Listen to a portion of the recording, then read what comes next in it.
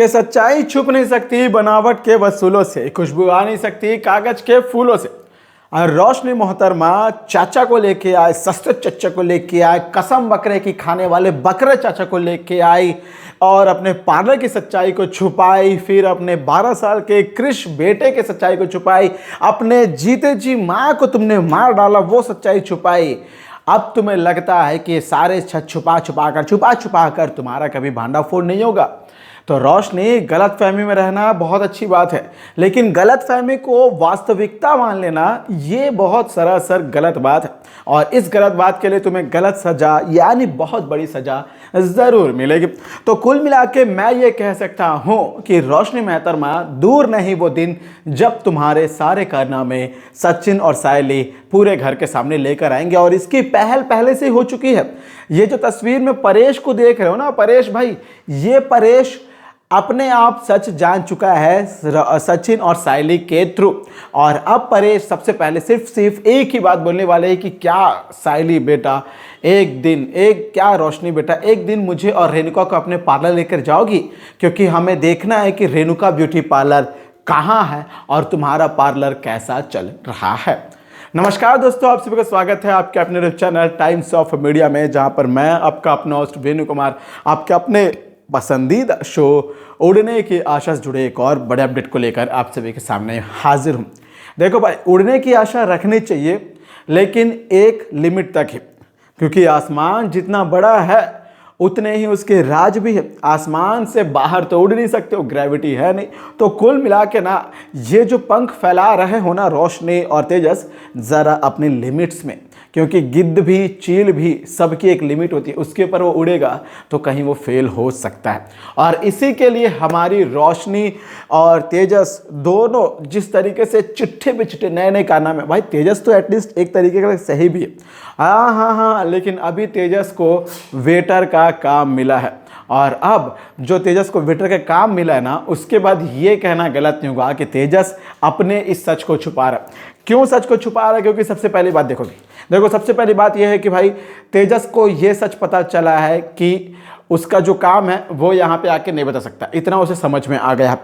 और ये जो रेणुका है, आए दिन सचिन की धज्जे उड़ाते रहती है, तू तो वे कैब ड्राइवर है, तू ये है वो है, ये सब बातें बोलते रहती है। ये सब करने के बाद फिर भी कभी तेजस सचिन को डिफेंड नहीं करता। मान लेते हैं कि कल को यदि तेजस का सच पता चलता है, मान लेते हैं कि कल को तेजस का भांडाफोड़ होता है, तो सचिन के लिए तेजस यदि डिफेंड कर रहा है, आज यदि अपनी माँ के खिलाफ जाकर बोलेगा, तो हो सकता है कि कल को सचिन तेजस का भांडाफोड़ होने के बाद तेजस के लिए सपोर्ट में खड़े हो जाए। लेकिन नहीं, तेजस को तो आज रेणुका अपनी मम्मी की तरफदारी करनी है, क्योंकि वो सचिन के धज्जे उड़ा रही है। अरे इसी तेजस की वजह से सचिन और रेणुका में दूरियां आई है। ये भी हमें कुछ दिन पहले जब कृषि महोत्सव के लिए सारा परिवार गांव गया था, तो तब हमें पता चला था, वो भी हमारे सावित्री दादी की वजह से। लेकिन अब कुल मिलाकर ये कहा जा सकता है कि भाई सचिन और सायली दोनों ने जिस तरीके से परेश को आकर सच बता दिया है, उसके बाद परेश अब मौके की तलाश में है। क्योंकि ये जो रोशनी आए दिन थक गई हूँ, काम नहीं करती है, रिया काम नहीं करती है, सिर्फ और सिर्फ काम कौन करता है? सायली काम करती है। इस बारे में ऑलमोस्ट पहल शुरू हो चुकी है। फूलों का दुकान भी देखती है, घर वालों का काम भी करती है। और रेणुका के बारे में कोई उल्टा बुरा बोलता है तो उल्टा अपने रेणुका अपने घर के सास के लिए लड़ाई भी करती है।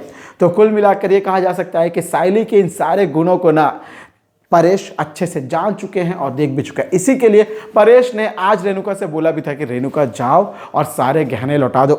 लेकिन फिर भी हमारी रेणुका कहाँ बाज आने वाली है, क्योंकि भाई कुछ नहीं हो सकता, विनाशकाले विपरीत बुद्धि है चल रहा है।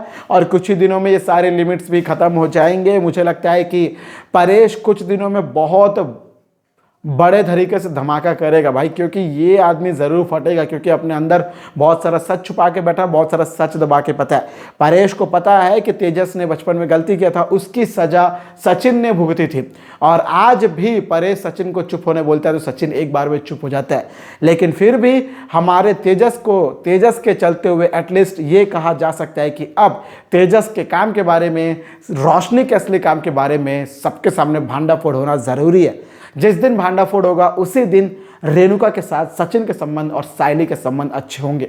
और मैं तो देखना चाहता हूँ उस दिन ना, ये रोशनी और रेणुका का जो अरे तू मेरी बहू है, तेरे सस्ते चाचा, दुबई वाले चाचा, ये सारे सारे भांड। भाई मैं बहुत इंतज़ार कर रहा हूँ यार लिटरली। अभी कुछ दिनों में कुछ रिपोर्ट्स आई है कि जो हमारा सचिन है वो मार्केट में साइली के साथ घूमने वाला है।